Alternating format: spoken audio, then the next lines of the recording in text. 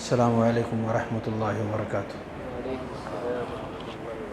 ان الحمد للہ نحمده ونستعینه ونستغفره ونعوذ باللہ من شرور انفسنا ومن سیئات اعمالنا من يهده الله فلا مضل له ومن يضلله فلا هادي له واشهد ان لا اله الا الله وحده لا شريك له واشهد ان محمدا عبده ورسوله أما بعد فإن خير الحديث كتاب الله وخير الهدي هدي محمد صلى الله عليه وسلم وشر الأمور محدثاتها وكل محدثة بدعة وكل بدعة ضلالة وكل ضلالة في النار۔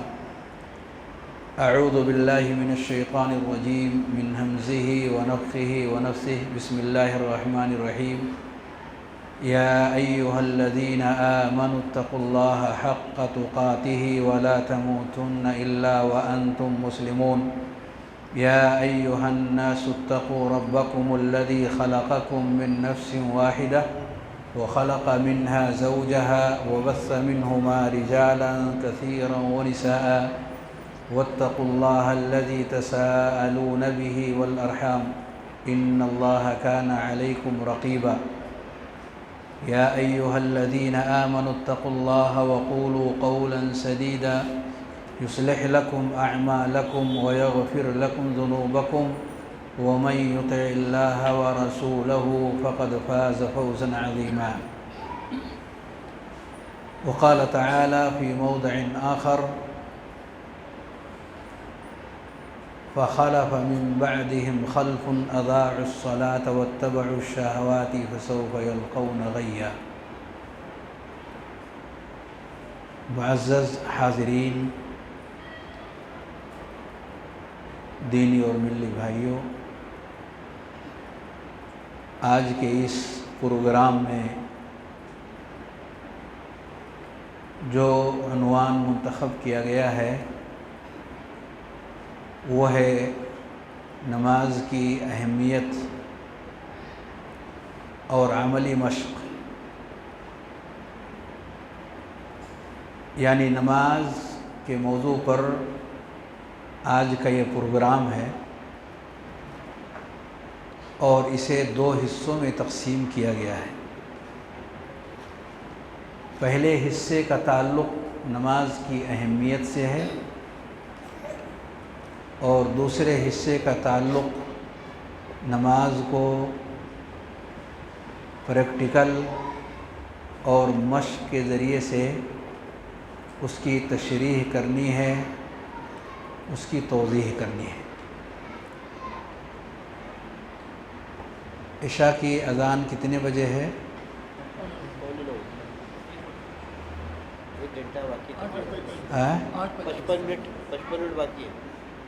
8:55 پہ اذان ہے۔ آدھا وقت پہلے مسئلے کے لیے اور آدھا وقت دوسرے مسئلے کے لیے۔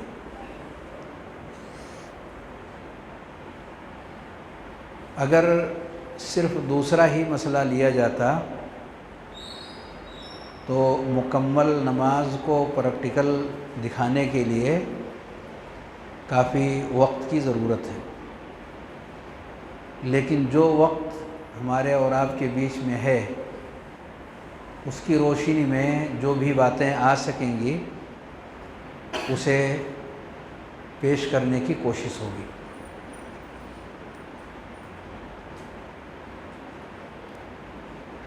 آئیے پہلے مسئلے کی طرف۔ نماز کا مقام اور اس کی اہمیت ہم مسلمانوں پر پوشیدہ نہیں ہے کہ اسلام کا دوسرا مشہور رکن کیا ہے؟ نماز کو قائم کرنا۔ پہلا رکن کیا ہے؟ کلمہ شہادت۔ کلمہ شہادت یہ پہلا رکن ہے، اور دوسرا رکن ہے کلمہ شہادت کے بعد نماز کو قائم کرنا۔ یہ دوسرا اور سب سے اہم ترین رکن ہے توحید کے بعد۔ اگر کوئی شخص اس رکن کو قائم کرنے میں کامیاب ہو گیا تو اس نے بقیہ دیگر ارکان اور دیگر اسلام کی تعلیمات کو اپنانے اور اس کو اپنی زندگی کا حصہ بنانے میں وہ کامیاب ہو سکتا ہے۔ یہ دنیا کے اعتبار سے۔ آخرت کے اعتبار سے وہ شخص جو نماز کے باب میں نجات کے راستے پہ ہے تو وہ بقیہ اور چیزوں کے تعلق سے رب کریم کی ذات سے امید ہے کہ وہ نجات کے راستے پر قائم ہو سکتا ہے۔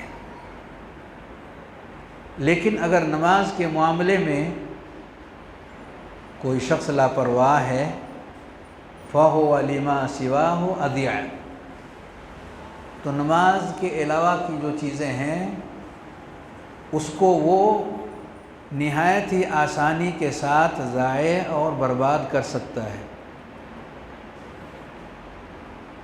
ایک نماز ایک ایسا دروازہ ہے کہ جس دروازے سے اندر جانے والا شخص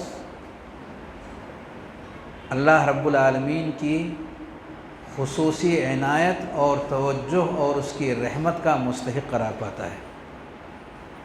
اور اسی وجہ سے نبی کریم صلی اللہ علیہ وآلہ وسلم اس کی خصوصی تاکید فرمایا کرتے تھے۔ اور عبداللہ بن مسعود رضی اللہ تعالیٰ عنہ فرماتے ہیں من سرہ ان یلقى اللہ غدا مسلما فلیحافظ علی ہؤلاء الصلوات حیث ینادی بہن، جو شخص یہ چاہتا ہو کہ آنے والے کل میں اللہ رب العالمین سے جب ہماری ملاقات ہو تو ہمارا شمار مسلمانوں کی فہرست میں ہو، مسلم رب کی نگاہ میں ہم قرار پائیں، غدن مسلمہ فلیحافظ علی ہؤلاء الصلوات، تو ان نمازوں کی حفاظت کرے، حیث ینادی بہن، جہاں اس نماز کے لیے لوگوں کو آواز دی جائے، بلایا جائے، وہاں انسان اس کا اہتمام کرے جماعت کے ساتھ قائم کرنے کا۔ اگر کوئی شخص رب کریم کے یہاں حاضر ہو اور مسلم کی فہرست میں رب کے یہاں اس کا نام شمار ہو جائے، یہ اس کی شدید خواہش ہو، وہ نماز میں سستی اور کاہلی کے ساتھ کبھی اس مقام کو نہیں پا سکتا۔ ایسے لوگ خواہشات نفس کی پیروی کی وجہ سے پیچھے چلے جاتے ہیں۔ جو شخص بھی خواہشات نفس کی پیروی کرنے والا بن گیا وہ نماز کو قائم کرنے کے تعلق سے سستی اور کاہلی کا شکار ہو جاتا ہے۔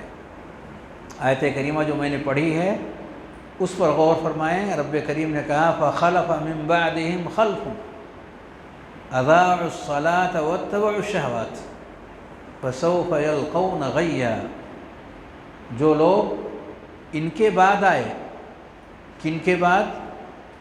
چند انبیاء کا نام اللہ نے ذکر کیا ہے اس صورت میں، سورہ مریم ہے، چند انبیاء کے نام لیے ہیں، ان میں ابراہیم علیہ السلام کا بھی نام ہے، اسماعیل علیہ السلام کا بھی نام ہے، بہت سارے انبیاء کے نام ہیں۔ ان ناموں اور ان کے کردار کی طرف اشارہ کر دینے کے بعد اللہ رب العالمین نے کہا ان کے بعد جو لوگ آئے وہ نااہل ہیں، نااہل، خلف، نااہل۔ کیا پہچان ہے ان نااہلوں کی؟ رب کی نگاہ میں نااہل کون ہے، اس کی پہچان کیا ہے؟ دو باتیں اللہ نے ذکر کی ہیں۔ نمبر ایک، اضاعوا الصلاۃ، نماز کو انہوں نے ضائع کر دیا، نماز قائم نہیں کر سکے، نماز پڑھ رہے ہیں لیکن ضائع کر کے پڑھ رہے ہیں، وہ نماز ان کے کام کی نہیں، کچھ ایسا خلل ہے اس نماز کے اندر کہ وہ نماز ضائع اور اکارت ہو رہا ہے، بیکار جا رہی ہے۔ یہ ایک صفت ہے اس شخص کی جو نااہل ہے رب کی نگاہ میں۔ دوسری صفت کیا ہے؟ اتبع الشہوات، کہ خواہشات نفس کے پیچھے پیچھے چلتے رہے، نفس میں جو آیا، جو تمنائیں آئیں، جو خواہشیں پیدا ہوئیں، انسان اسی کے پورا کرنے ہی میں اپنی زندگی سمجھا، زندگی کو اسی کے پیچھے لگاتا رہا، طرح طرح کی خواہشات پیدا ہوتی رہیں، انسان اس کے پوری کرنے میں اپنی زندگی کو صرف کر دیا، اور رب کریم کے احکامات آتے رہے، کانوں کے پردے سے ٹکراتے رہے، پر دل تک پہنچ نہ سکے، ان کی اہمیت کو انسان نہ سمجھ سکا۔ فَسَوْفَ يَلْقَوْنَ غَيًّا، ایسے نااہل لوگ جہنم کے ایک نہایت ہی خطرناک وادی کے اندر جائیں گے جس کو غی کہا جاتا ہے۔ غی کے یہ مہمان ہوں گے جہاں بھڑکتی ہوئی آگ ہوگی۔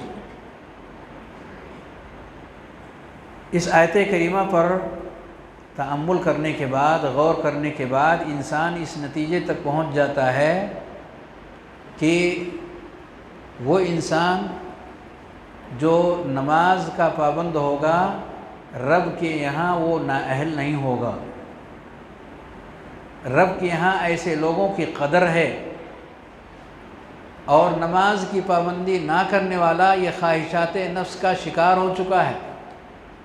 ایسا نہیں ہو سکتا کہ نماز کا پابند بھی ہو اور خواہشات نفس کا اسیر بھی ہو، دونوں ایک دوسرے کے اپوزٹ۔ وہی انسان خواہشات کے پیچھے اپنی زندگی کو تباہ کر رہا ہے جو نماز سے غافل ہے۔ نماز کی پابندی کرنے والا زندگی کو تباہیوں والے راستے پر لے جانے سے اپنے آپ کو بچانے کی کوشش میں ہے، بقیہ اور رب کریم کے فرامین کو وہ اہمیت دینے والا ہے۔ اور یہی وجہ ہے کہ نبی کریم صلی اللہ علیہ وآلہ وسلم نے زندگی کے آخری مرحلے میں جن اہم چیزوں کی تاکید آپ نے فرمائی، ان میں ایک نام نماز کا آتا ہے۔ نماز کو دیکھیے، پیارے نبی صلی اللہ علیہ وآلہ وسلم، حضرت ام سلمہ رضی اللہ تعالی عنہا کی روایت ہے، کہتی ہیں کان من آخر وصیت رسول اللہ صلی اللہ علیہ وسلم الصلاۃ الصلاۃ وما ملکت ایمانکم، لوگو نماز کو قائم کرو اور جو تمہارے ماتحت لوگ ہیں ان کا خیال کرو۔ حتی جعل نبی اللہ صلی اللہ علیہ وسلم یولجلجها فی صدرہ وما یفیض بها لسانہ، مسند احمد کی یہ روایت ہے، یہاں تک کہ نبی کریم صلی اللہ علیہ وآلہ وسلم کی زبان مبارک پر یہ کلمہ باوجود تمام مشقتوں کی بڑی مشکل کے ساتھ سانس آ جا رہی ہے، اور زبان پر اس کا جاری کرنا آسان نہیں ہے، لیکن جو کلمہ نبی کریم صلی اللہ علیہ وسلم کی زبان پر برابر جاری رہا وہ نماز کی تاکید تھی۔ یولجلجها فی صدرہ، دل کے اندر، سینے کے اندر یہ چیز برابر آتی رہی نبی کریم صلی اللہ علیہ وسلم کے ان آخری مشکل ترین لمحات میں، جو کہ نہایت ہی سخت ترین گھڑی تھی نبی کریم صلی اللہ علیہ وسلم کی زندگی میں۔ ایسے وقت میں آپ نے جس بات کی تاکید فرمائی اور وصیت کیا لوگوں کو، وصیت کے لفظ کے ساتھ میں حضرت ام سلمہ رضی اللہ عنہا نے بات فرمائی، وہ یہی تھی، نماز کی تاکید تھی۔ اس سے نماز کی عظیم اہمیت کا احساس ہر انسان پیدا کر سکتا ہے، بلکہ یہ وہ چیز تھی جو نبی کریم صلی اللہ علیہ وسلم کی آنکھوں کا ٹھنڈک جسے قرار دیا گیا۔ فرمایا کہ کچھ چیزیں ایسی ہیں حبب الی من دنیاکم ثلاث، حبب الی من دنیاکم الطیب والنساء وجعلت قرۃ عینی فی الصلاۃ. حبب الی من دنیاکم الطیب والنساء وجعلت قرۃ عینی فی الصلاۃ. دنیا کی جو چیزیں پیارے نبی صلی اللہ علیہ وآلہ وسلم کو بہت محبوب تھیں، اس حدیث میں نبی کریم صلی اللہ علیہ وسلم نے دو چیزوں کی بات کہی. یہ آپ کی طرف صحابہ نے نسبت کرتے ہوئے کہا کہ یہ نبی کریم صلی اللہ علیہ وسلم کو محبوب تھی. ایک ہے خوشبو اور دوسرا ہے بیویاں، جن کے ذریعے سے انسان سکون اور اطمینان کی سانس لے سکتا ہے، اور اس حالت میں اللہ رب العالمین کی عبادت اور بندگی کر سکتا ہے. وجعلت قرۃ عینی فی الصلاۃ، اور میرے آنکھوں کی ٹھنڈک نماز میں رکھی گئی ہے. واضح کر دیا کہ اگر کسی چیز سے نگاہیں ٹھنڈی ہوتی ہیں، سکون اور اطمینان انسان کو حاصل ہوتا ہے، اس کی روح سیراب ہوتی ہے، تو وہ صرف اور صرف نماز ہے. وجعلت قرۃ عینی فی الصلاۃ، یہ بات کسی اور کام کے تعلق سے نبی کریم صلی اللہ علیہ وسلم نے نہیں فرمائی. آپ نے یہ معاملہ صرف اس حوالے سے ذکر کیا جسے ہم نماز کہتے ہیں. علی کل حال اس جیسی بہت ساری باتیں ہیں جو کتاب و سنت کے اندر ہمیں ملتی ہیں، جو اس کی اہمیت کی طرف دلالت کرتی ہیں کہ یہ ایسا عظیم الشان عمل ہے جو نبی کریم صلی اللہ علیہ وآلہ وسلم اور صحابہ کے نزدیک بڑی ہی اہمیت کا حامل تھا. لیکن آیا کیا آپ کی امت بھی اس کو سب سے اہم ترین عمل اسے تصور کر رہی ہے؟ حضرت عبداللہ بن مسعود فرماتے ہیں وَلَقَدْ رَأَيْتُنَا وَمَا يَتَخَلَّفُ عَنْهَا إِلَّا مُنَافِقٌ مَعْلُومُ النِّفَاقِ، کہ ہم نے کیا دیکھا صحابہ کے بیچ کہ اس نماز سے اگر کوئی پیچھے ہو رہا ہے، حاضر نہیں ہو پا رہا ہے، جماعت کے ساتھ نماز نہیں پڑھ رہا ہے، تو یہ وہی شخص ہے جو کھلا ہوا منافق ہے.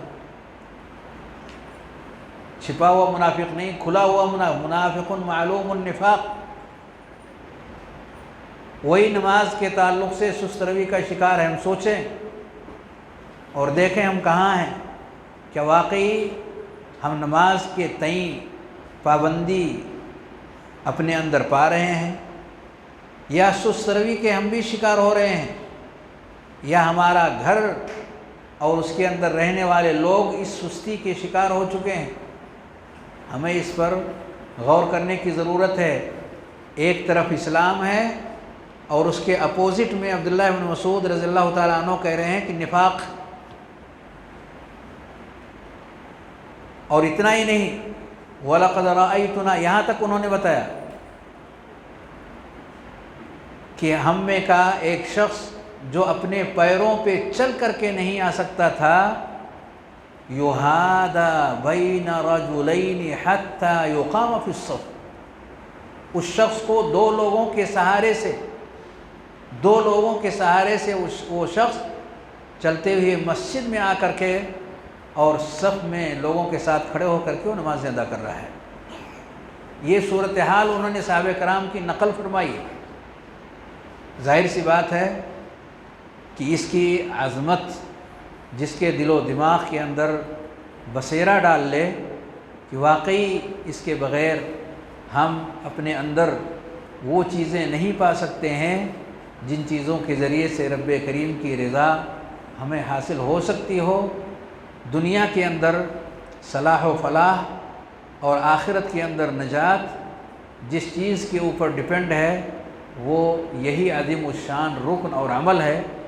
اگر ہمارے ذہن و دماغ کے اندر یہ حصہ بیٹھ جائے، یہ باتیں ہمارے ذہن و دماغ کے اندر آ جائیں، تو یقیناً اس اہمیت کے پیش نظر ہم بھی نماز کو وہ اہمیت دیں جو اہمیت کی نبی کریم صلی اللہ علیہ وسلم کے صحابہ نے دیا۔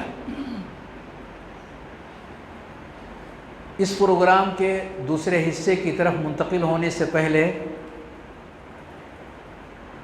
میں چاہتا ہوں کہ ایک ایسی چیز جس کا صحابہ کرام نے اندازہ کیا اور ذکر بھی فرمایا کہ دین کی جو چیزیں سب سے پہل دنیا سے مفقود ہوں گی، ختم ہوں گی، وہ کیا چیز ہے، اور ختم ہوتے ہوتے سب سے آخر میں جو چیز ختم ہونے والی ہے وہ کیا چیز ہوگی۔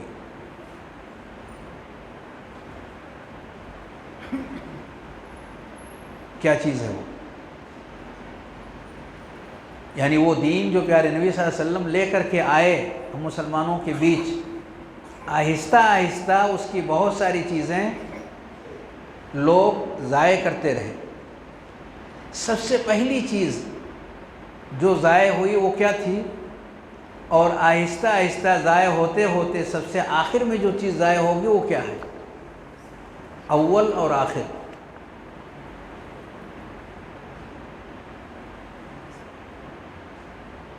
جی آواز آئی؟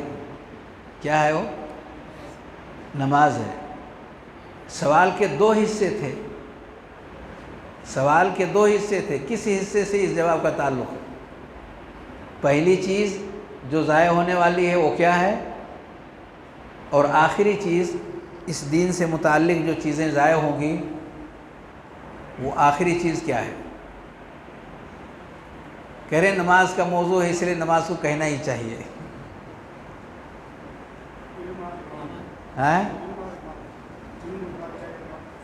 علم اور ایمان، توحید۔ سب سے پہلی کیا چیز ہے جو ضائع ہوگی؟ ابھی اس کی تشریح نہیں کرنی ہے، صرف تذکرہ کرنا ہے، تشریح کسی اور موقع پر اس کی کر لی جائے۔ لیکن کیا چیز ہے جو اس دین کا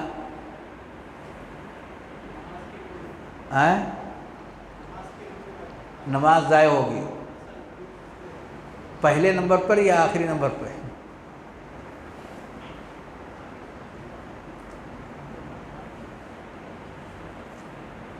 یہ حکم لگانا بڑا مشکل ہے، دونوں میں، پہلے بھی وہی ضائع ہوگی، آخر میں وہی ضائع ہوگی۔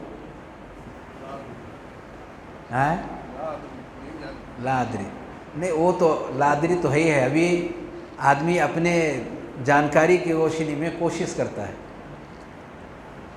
دیکھیے سب سے پہلی چیز جو ضائع ہوگی وہ ہے امانت۔ سب سے پہلی چیز جو دنیا سے رخصت ہوگی وہ ہے امانت۔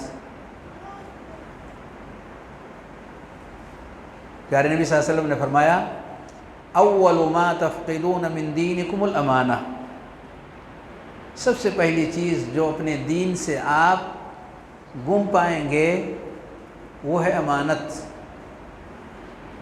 وآخرہ الصلاۃ، اور سب سے آخری چیز جو ضائع ہوگی وہ ہے نماز۔ آخری چیز جو ضائع ہوگی اور امت بے نمازی ہو جائے گی، یعنی اس کے بعد دین کا کوئی حصہ نہیں بچتا۔ قابل غور چیز ہے۔ اگر کسی کی زندگی میں آج نماز نہیں ہے تو سوچ لے یہ آخری چیز ہے، یہ قابل غور ہے۔ وآخر الصلاۃ، نبی صلی اللہ علیہ وسلم نے کیا کہا؟ دین کا سب سے آخری چیز جو انسان کے پاس سے رخصت ہوگا وہ کیا ہے؟ وہ پہلی چیز نہیں ہے، وہ نماز ہے، آخری چیز ہے۔ اگر وہ ہمارے اندر سے غائب ہے یعنی ہم کہاں ہیں، یہ ہمیں سوچنے کی چیز ہے۔ ہمیں انتظار نہیں کرنا ہے قیامت کا، ہر شخص کی قیامت موت کے ساتھ شروع ہو جاتی ہے۔ تو اگر ہماری زندگی میں نماز ہے تو دین ہمارے پاس موجود ہے، اور اگر نماز نہیں ہے تو اس کے بعد پھر دین کا کوئی حصہ اس کے پاس بچتا ہی نہیں ہے۔ نبی صلی اللہ علیہ وسلم نے آخر کہا ہے اس کو، وآخر الصلاۃ، اس لیے یہ بہت اہم ہے، اس پر توجہ دینے کی ضرورت ہے، اس کو آسانی کے ساتھ نہیں لینا چاہیے کہ کوئی بات نہیں، یہ کوئی بات نہیں، بلکہ یہ پورا دین کا سب سے آخری قلعہ ہے۔ اس قلعے کے بعد انسان بے دین ہو کر کے ہی دنیا کے اندر رہ جاتا ہے۔ اللہ رب العالمین ہم سب کو خیر کے ساتھ زندگی گزارنے کی توفیق عنایت فرمائے۔ آئیے، وقت بہت ہو چکا ہے اور اس کے عملی مشق کی طرف آتے ہیں، اور میں چاہتا ہوں کہ آپ لوگوں میں سے کوئی ایک آگے بڑھیں تاکہ وقت بچایا بھی جا سکے اور کچھ پریکٹس کی چیز بھی آپ کے بیچ میں آ سکے۔ یہاں سامنے آ جائیں۔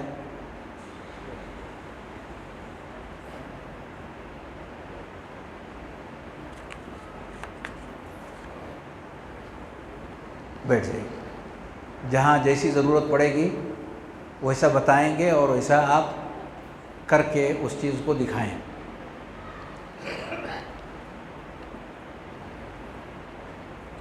دیکھیے، نماز شروع کرنے سے پہلے بہت ساری چیزیں ہیں، ابھی اس طرف نہیں جائیں گے کیونکہ ہمیں وقت کا بھی خیال کرنا ہے۔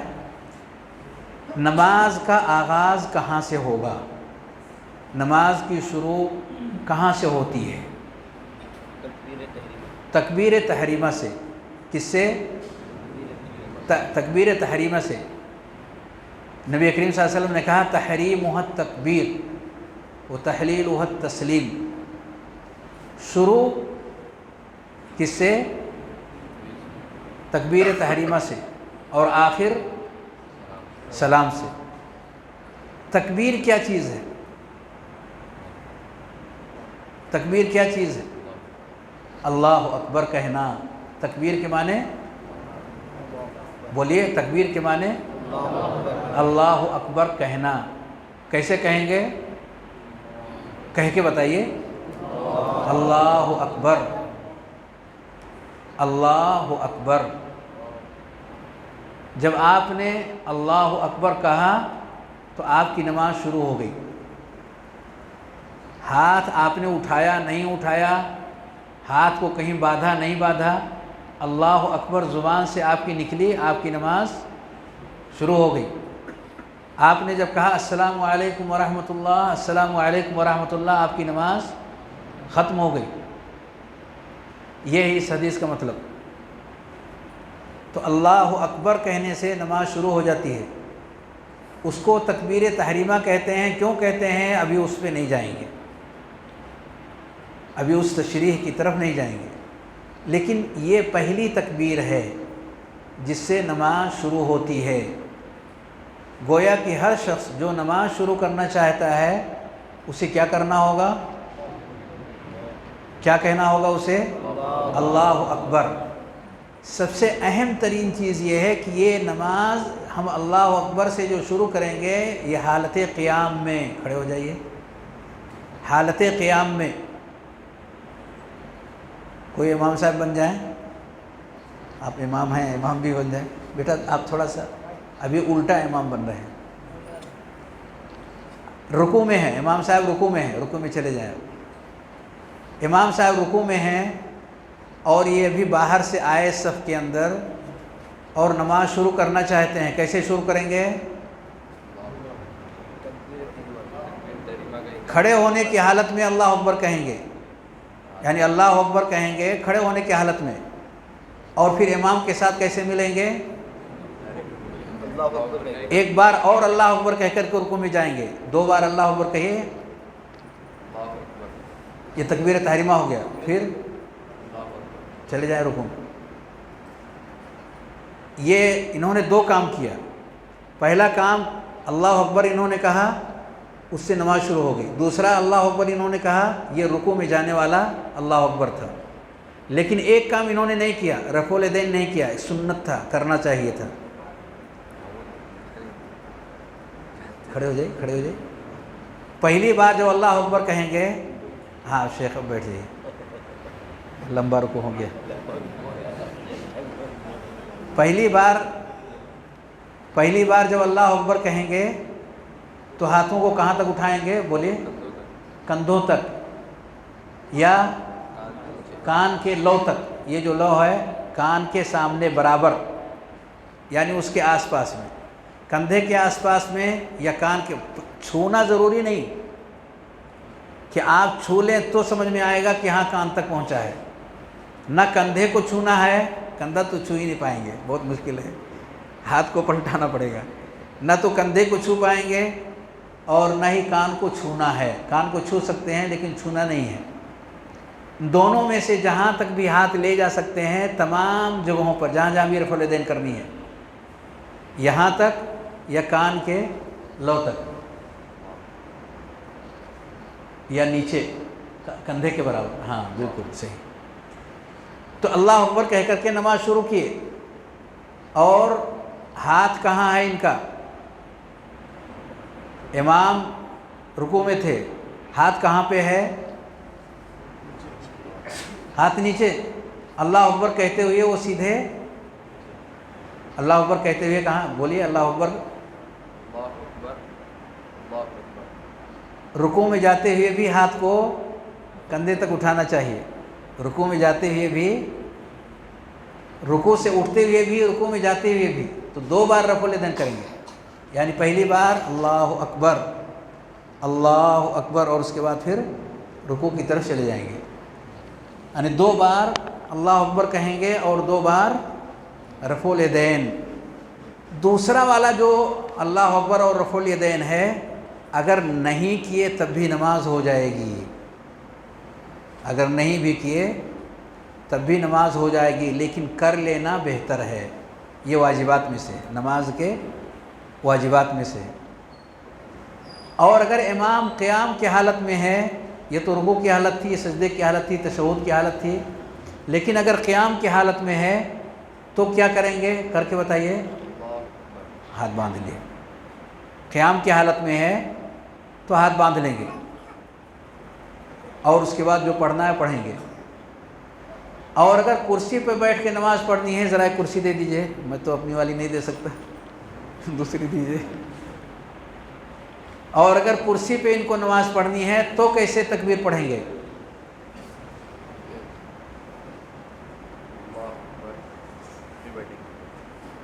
اب رکوع میں جانا ہے،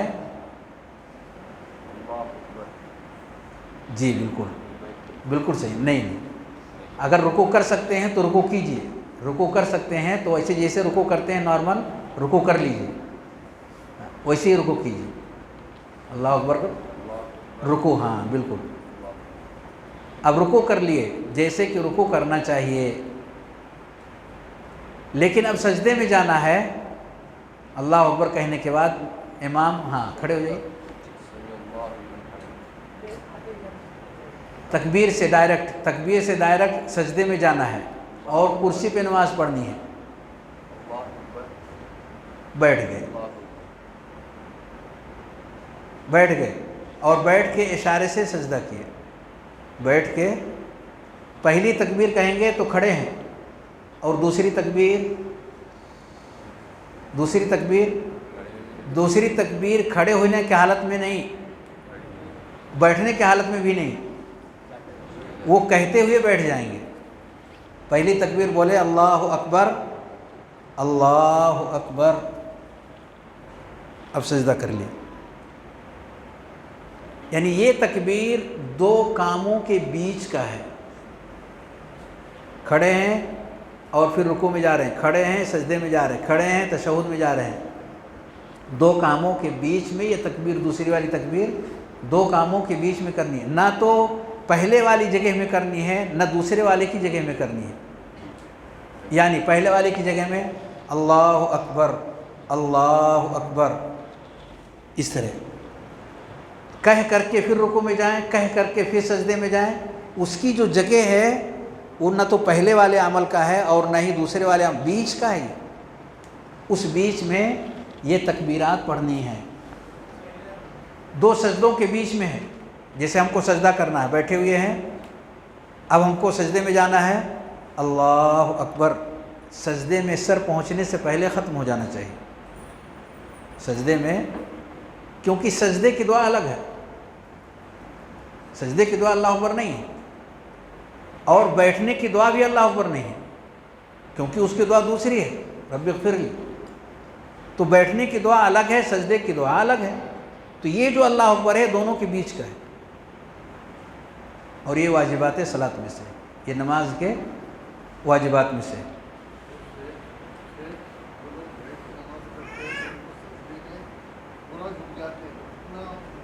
آتے ہیں اس کی طرف۔ ابھی میں کرسی والے کو یہ بتانا چاہ رہا تھا کرسی کے تعلق سے کہ وہ نماز شروع کیسے کریں گے۔ کچھ لوگ ابھی جیسے بیٹھے ہوئے ہیں، ہم بھی بیٹھے ہوئے ہیں، اللہ اکبر، نماز شروع کر دی، حالانکہ وہ چل کر کے آئے۔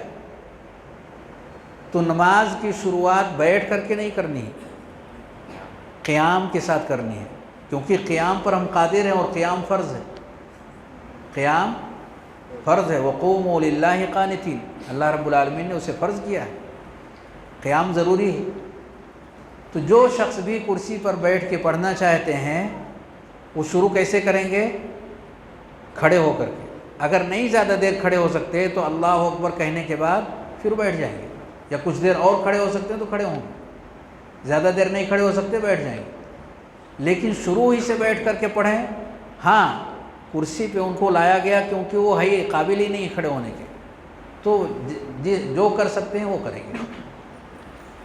تو یہ قیام کی حالت میں اگر امام ہے تو اللہ اکبر ایک بار کہیں گے جو کہ تکبیر تحریمہ ہے، اور اگر رکوع اور سجدہ اور دوسری حالت میں امام ہے تو 2 بار اللہ اکبر کہیں گے، یہ بتانا مقصود تھا۔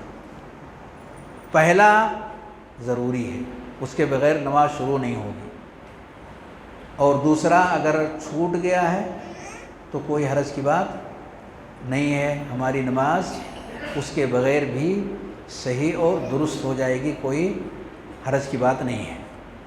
یہ پہلا کام تھا جو تکبیر تحریمہ سے متعلق ہے کہ ہم قیام کی حالت میں اس تکبیر کو پڑھیں، قیام کی حالت میں اس تکبیر کو پڑھیں۔ لوگ اس کو نیت باندھنا کہتے ہیں، لوگ اس کو نیت باندھنا کہتے ہیں۔ نیت باندھی نہیں جاتی ہے، ہاتھ باندھتے ہیں، نیت کی جاتی ہے۔ دل کے ارادے کا نام نیت ہے، ہاتھ باندھی جاتی ہے، لیکن امام قیام میں ہو تو ہاتھ باندھیں گے، امام قیام کی حالت میں ہو تو ہاتھ کو ہم باندھیں گے۔ اگر وہ رکوع اور سجدے اور دوسری حالت میں ہے تو باندھنا امام کی اقتداء کے خلاف ہے۔ اللہ اکبر ہم کہیں گے تو ہاتھ باندھنے کے بعد پھر رکوع میں جائیں، جیسے لوگ ایسے کرتے ہیں اللہ اکبر اللہ اکبر، ایسا نہیں۔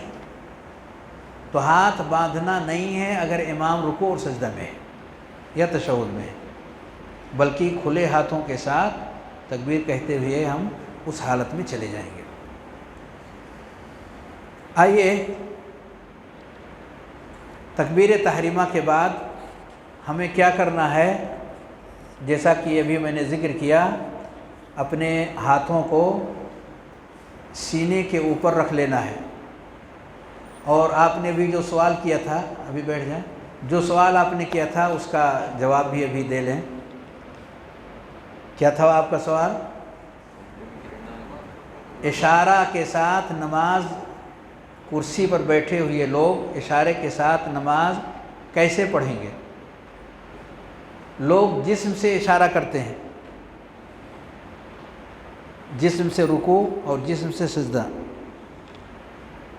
اگر وہ رکوع ایسا نہیں کر سکتے ہیں تو اشارے سے رکوع اور اشارے سے سجدہ، تو اشارہ اس طرح سے کرتے ہیں جسم کے ساتھ، یہ طریقہ نہیں صحیح ہے۔ صحیح کیا ہے؟ سر سے اشارہ، یہ جو سر ہے ہمارا، اس سر سے اشارہ کریں، یومئ براسہ، سر سے اشارہ کریں، رکوع میں تھوڑا کم اور سجدے میں تھوڑا زیادہ۔ کرسی پر بیٹھنے والے حضرات اگر اشارہ کے ساتھ نماز پڑھنی ہے، رکوع اور سجدہ نہیں کر سکتی یا صرف سجدہ نہیں کر سکتے، تو سر سے جو اشارہ کریں گے وہ سر سے اشارہ کریں گے، جسم سے اس طرح سے۔ کچھ لوگ یہاں تک سجدہ ایسے کرتے ہیں، اپنے دونوں ہاتھوں کو آگے بڑھاتے ہیں اور اپنے سر کو اور سب کو ایسے لگے کہ جیسے سجدے کی حالت میں چلے گئے ہوا میں۔ یہ طریقہ نہیں صحیح ہے، یہ طریقہ نہیں صحیح ہے۔ صرف سر سے اشارہ کرنا ہے، جیسے کہ ابھی آپ کے سامنے ذکر کیا گیا۔ سر کو نیچے لے جائیں گے، جسم کو نہیں۔ جیسے مؤذن حی علی الصلاۃ حی علی الفلاح کے وقت پورے جسم کو نہیں گھماتا، بلکہ صرف سر کو گھماتا ہے، صرف سر گھمانا ہے، جسم کو نہیں۔ یہ جسم کی عبادت نہیں ہے۔ آئیے ہاتھ کو سینے پر باندھیں قیام کی حالت میں۔ انسان کا سینہ باندھتے چلیں تاکہ وقت میں ہم لوگ ختم کر سکیں۔ ہاتھ کو سینے پر باندھیں گے، یہ ہے سینہ جو آپ دیکھ رہے ہیں۔ سینے کا حصہ یہ گلے کے نیچے سے اس کی ہڈیاں شروع ہوتی ہیں اور پیٹ کے اوپر سے اس کی ہڈیاں شروع ہو جاتی ہیں۔ یہ پورا حصہ سینہ کہلاتا ہے، یہ پورا حصہ سینہ کہلاتا ہے۔ اس بیچ میں کہیں بھی اگر ہاتھ رکھا ہے تو اس نے سینے کے اوپر ہاتھ رکھ لیا۔ اس تعلق سے جو روایت ہے وہ روایت حسن درجے کی ہے، اور ہاتھ کو نبی کریم صلی اللہ علیہ وسلم نے سینے کے اوپر رکھا ہے، یہ ثابت ہے۔ لیکن ہاتھ کو رکھیں گے کیسے؟ رکھنے کا طریقہ کیا ہے؟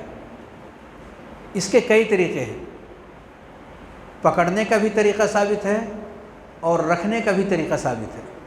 پکڑنا، یہ اپنے اس ہاتھ سے ایسے پکڑ لیں، ایسے پکڑ لیں، اور رکھنے کا طریقہ ایسے رکھ لیں، ایسے رکھ لیں، ایسے رکھ لیں۔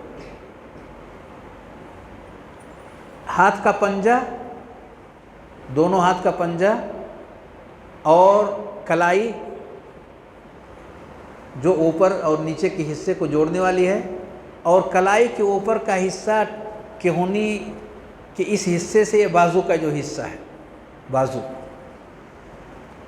یہ تینوں جگہیں ہاتھ رکھنے کی ہیں۔ تین جگہ سمجھ میں آیا؟ پنجہ، کلائی اور بازو۔ بازو کہاں تک؟ کہونے کی ہڈی تک، کہونے کی ہڈی تک، یہ پورا حصہ بازو کہلاتا ہے۔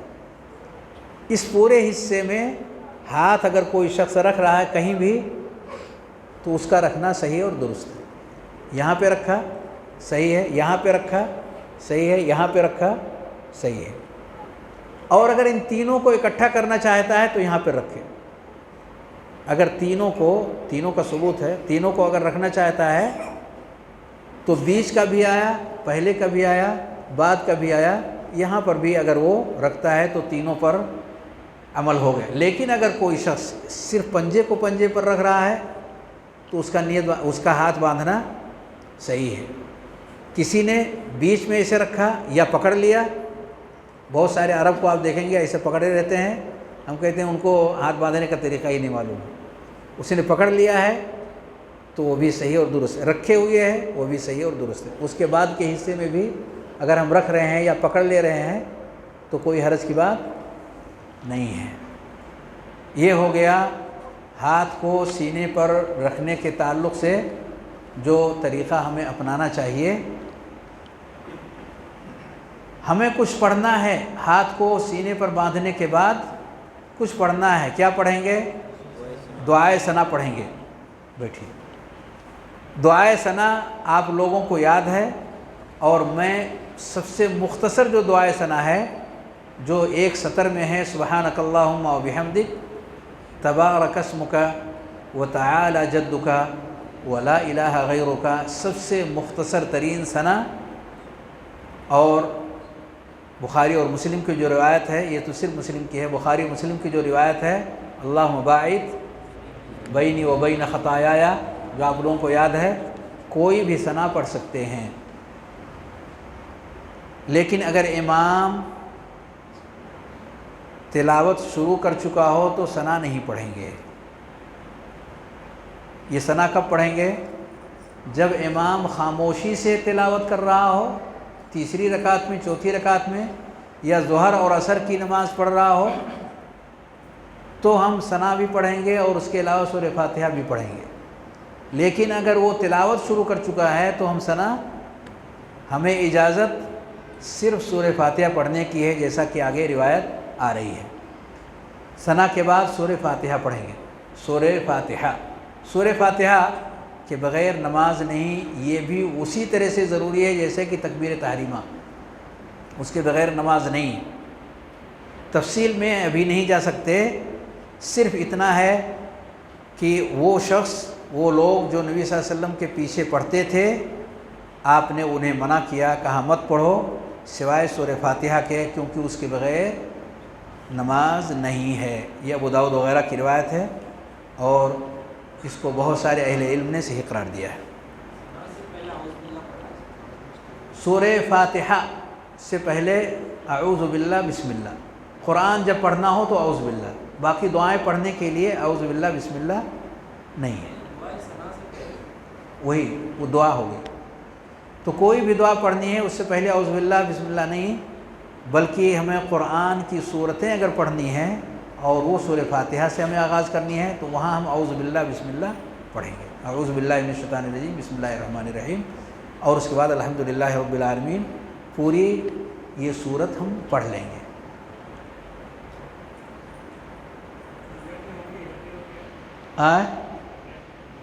انگلی تک نہیں پہنچے ابھی وہ تشہد میں کرنا ہے، ہم لوگ ابھی قیام کی حالت میں ہیں، اور سورہ فاتحہ ابھی ہم نے پڑھے ہیں غیر المغضوب علیہم ولا الضالین تک پہنچے ہیں۔ کیا پڑھنا ہے اس کے بعد؟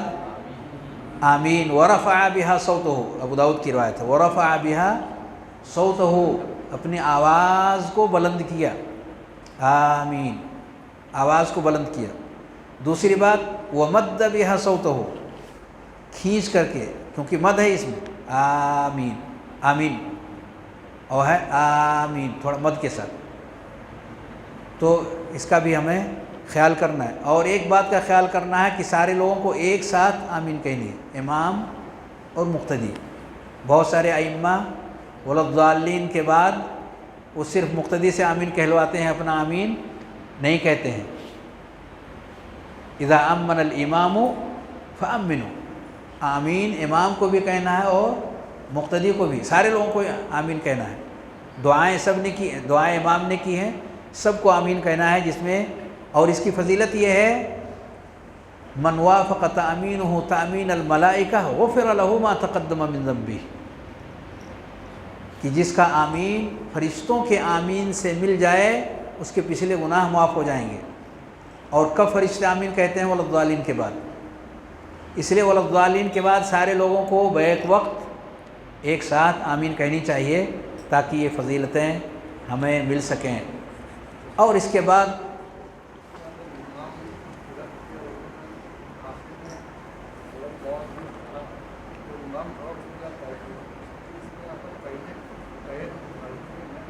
پہلے اور بعد نہیں ہونا، ایک ساتھ، من وافق تأمینہ تأمین الملائکہ، ایک ساتھ جس کی آمین ہوگی، امام کی، مقتدی کی، فرشتوں کی، اور فرشتے والضالین کے بعد ہی آمین کہتے ہیں، اس لیے ایک ساتھ سارے لوگوں کو آمین کہنی چاہیے۔ ابھی تفصیل کا وقت نہیں ہے کہ میں اس میں اور زیادہ آپ کا وقت لے سکوں، ہمیں رکوع کرنی ہے، بلکہ اس سے پہلے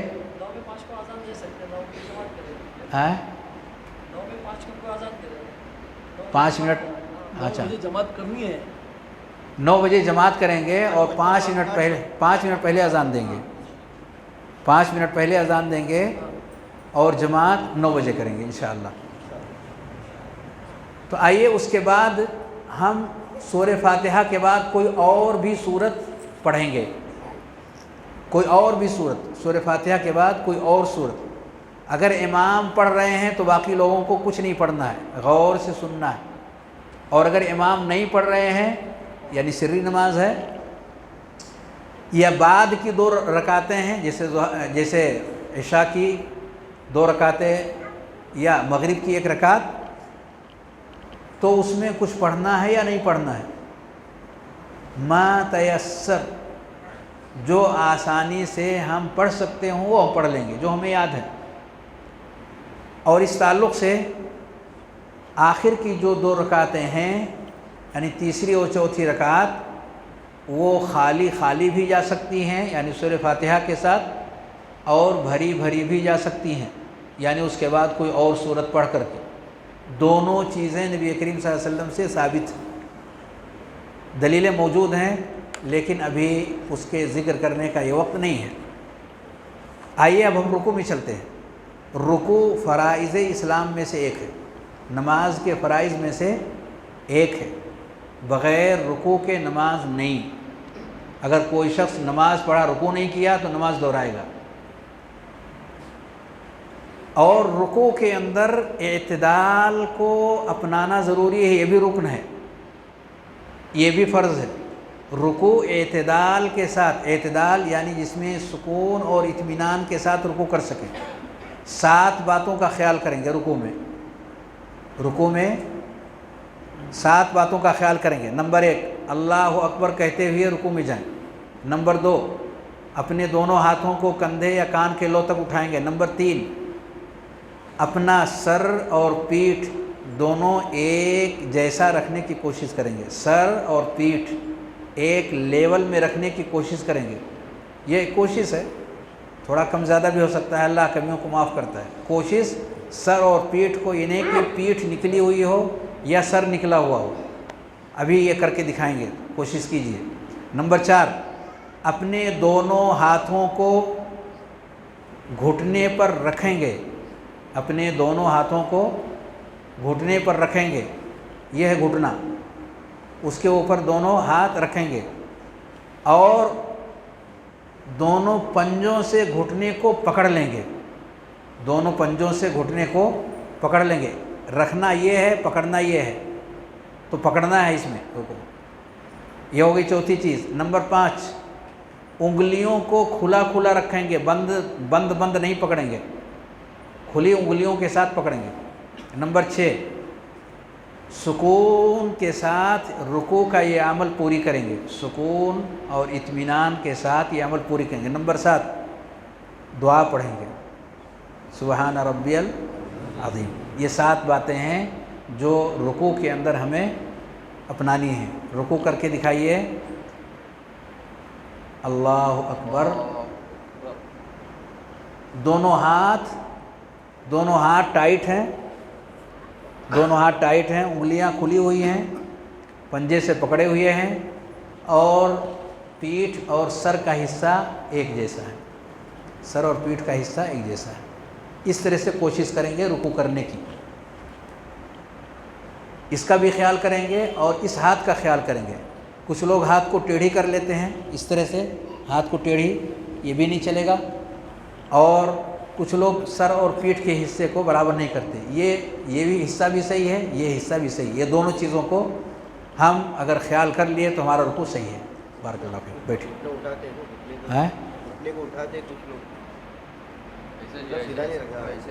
ہاں، گھٹنے کو آگے نہیں بڑھائیں گے، نارمل جیسے انسان کا پیر رہتا ہے اس طریقے سے پیر کو کریں گے۔ کسی کو تکلیف ہے، بات الگ ہے، کسی کے گھٹنے میں تکلیف ہے، وہ ٹھیک سے نہیں کھڑا ہو سکتا، جیسے کھڑا ہو سکتا ہے ویسے کھڑا ہو جائے۔ اس طور پر ہمارا یہ رکوع صحیح اور درست ہوگا، اطمینان اور اعتدال کے ساتھ۔ نظر جہاں جا رہی ہے وہاں لینا یا سجدے کی جگہ؟ سجدے کی جگہ، احسنت، سجدے کی جگہ میں ہماری نظر رہے گی نماز کے اکثر حالات میں سوائے تشہد کے۔ ان چیزوں کا خیال کریں گے، اور اس کی روایتیں کئی ایک ہیں، ان سب کی طرف نہ جاتے ہوئے آئیے اس کے بعد کے مرحلے کی طرف، اور وہ ہے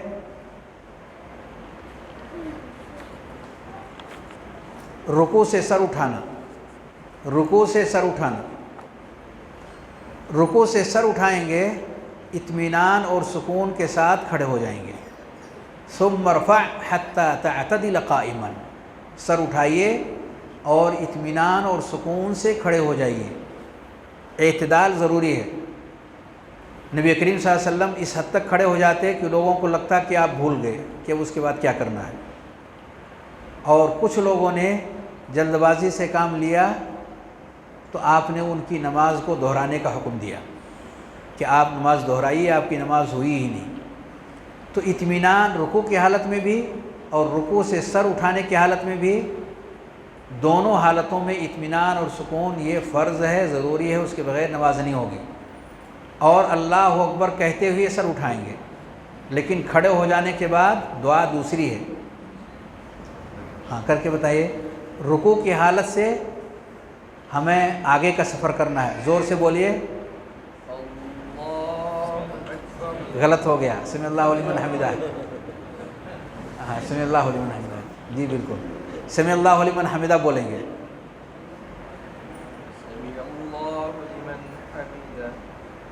کوشش کریں گے کہ کھڑے ہوتے ہوتے ہماری یہ دعا پوری ہو جائے، سمع اللہ لمن حمدہ کا قول پورا ہو جائے۔ اب کھڑے ہو گئے ہیں، اطمینان سے کھڑے ہیں، اب دعا پڑھیں گے، اور یہ مشہور ترین دعا ہے، ربنا ربنا لک الحمد، ربنا ولک الحمد، دونوں ثابت ہیں، حمدن کثیرا طیبا مبارکا فیہ۔ یہ دعا ہے جو رکوع سے سر اٹھانے کے بعد اطمینان اور سکون سے کھڑے ہو کر کے یہاں تک کہ ہڈیاں اپنی اپنی جگہوں پر چلی جائیں، ہمیں اس دعا کا اہتمام اس حالت میں کرنی ہے۔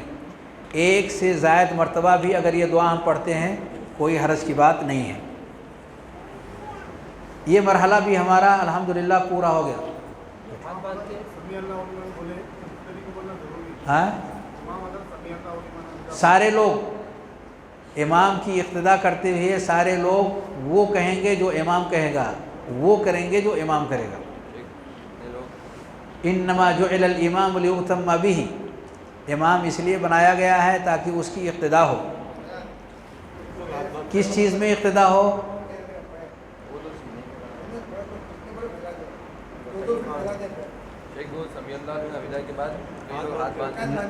وہ سب بستہ صف کے تعلق سے وہ مسئلہ ہے، ابھی نماز کے تعلق سے جو مسئلہ سکھا رہے ہیں اس پر غور کیجیے۔ صف کیسے قائم کرنی ہے یہ اس کا طریقہ ہے، اس سے متعلق یہ مسئلہ ہے، تھوڑا اطمینان رکھیں۔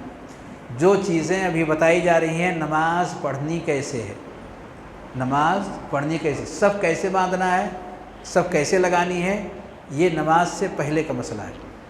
اور اسی لیے میں نے کہا کہ ہم لوگ وقت کو سامنے رکھ کر کے کچھ اہم ترین مسائل کو لیتے ہیں۔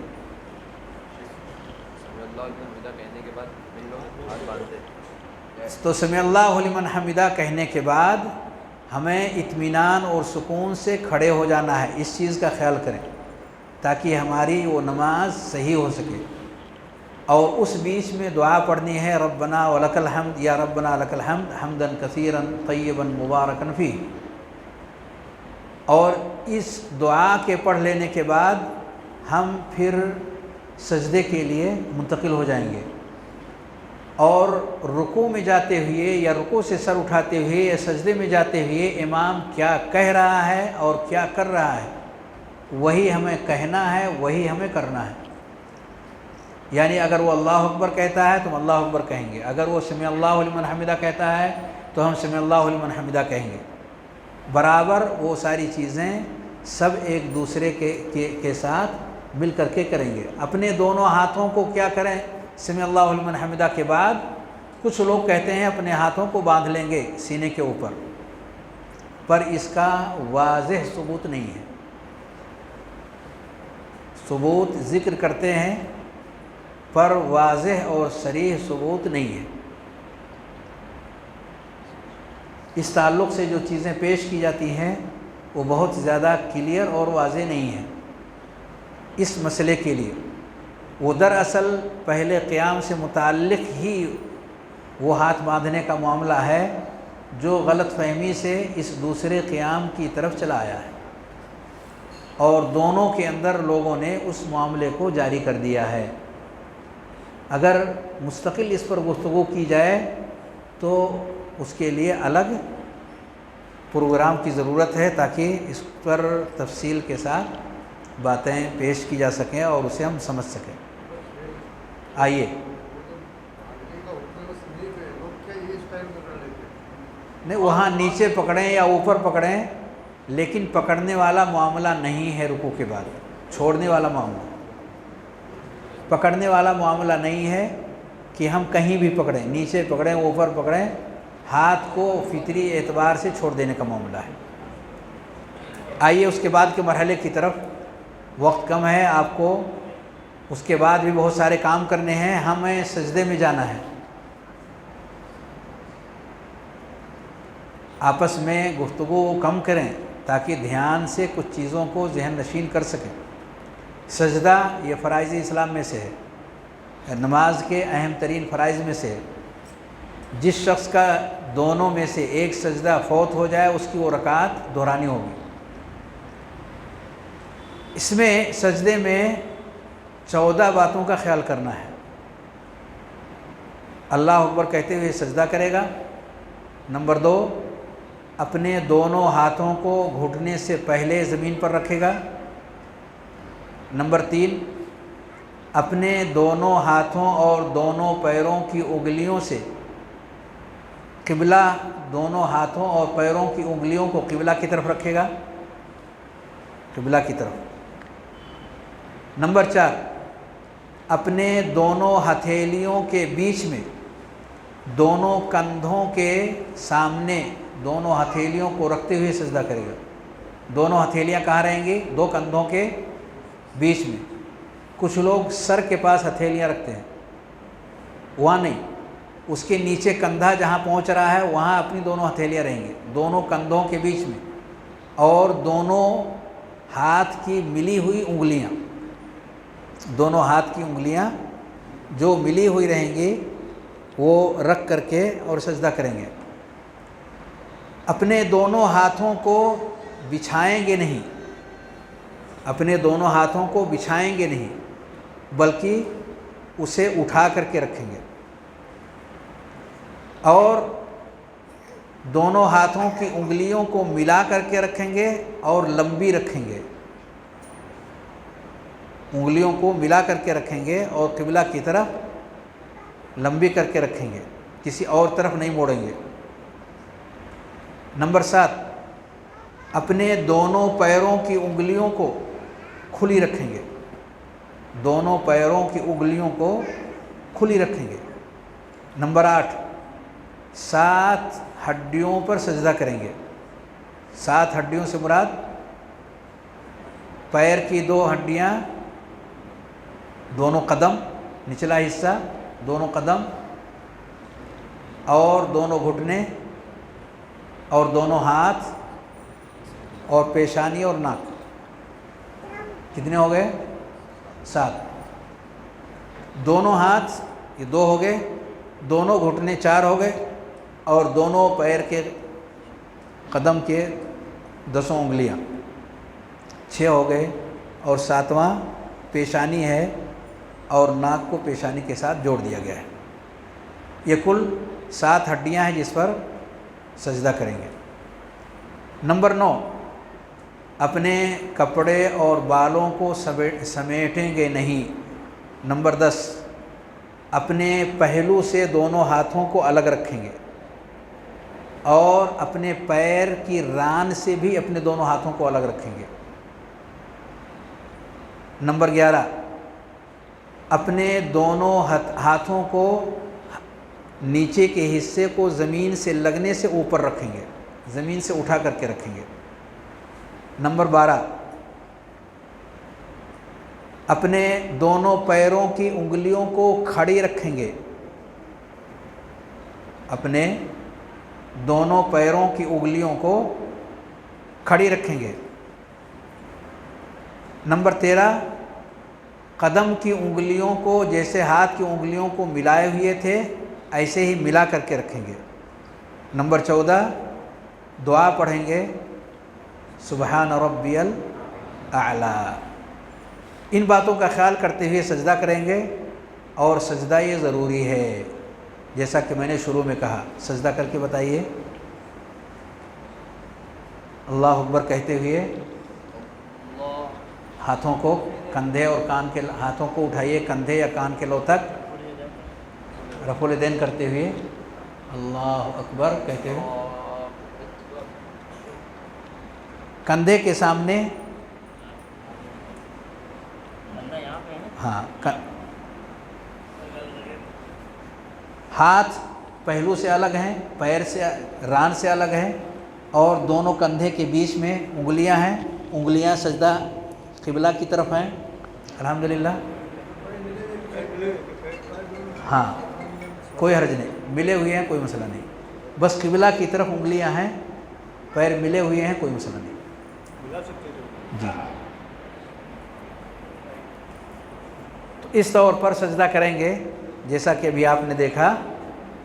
और ये जितनी बातें कही गई हैं सबके, बस उठिए आप, जितनी बातें कही गई हैं सबके ताल्लुक़ से कोई ना कोई रिवायत और हदीस मौजूद है जिसको अभी पेश नहीं किया जा सकता। सजदे से सर उठाते हुए अल्लाह अकबर कह करके सर उठाएंगे और एतदाल यानी सुकून के साथ बैठ जाएंगे, एतदाल और सुकून के साथ बैठ जाएंगे। अल्लाह अकबर कह करके सजदे से सर उठाएंगे और सुकून के साथ बैठ जाएंगे दो सजदों के बीच में, और दुआ पढ़ेंगे जो आपको मालूम है, जो दुआ आपको मालूम है। इस तौर पर हमारी एक रकात पूरी हो जा रही है। और दोनों हथेलियों को कहाँ रखेंगे? बैठते हुए दाहिने हथेली को दाहिने पैर पर और बाएं हथेली को बाएं पैर पर बिछा करके, और तशहुद की हालत में उंगलियों को मोड़ करके, कई शक्लें हैं, और तशहुद की उंगली को आसमान की तरफ इशारा करते हुए सारी उंगलियों को 52 का घेरा बनाते हैं। अब अजान दीजिए हैं? उस पर रख सकते हैं, घुटने पर रख सकते हैं और रान पर भी रख सकते हैं। इस तौर पर आप तशहुद कर लें और अस्सलामु अलैकुम कह करके नमाज ख़त्म कर दें। बस सुब्हानकल्लाहुम्मा व बिहम्दिका अशहदु अल्ला इलाहा इल्ला अंता अस्तगफिरुका व अतूबु इलैक।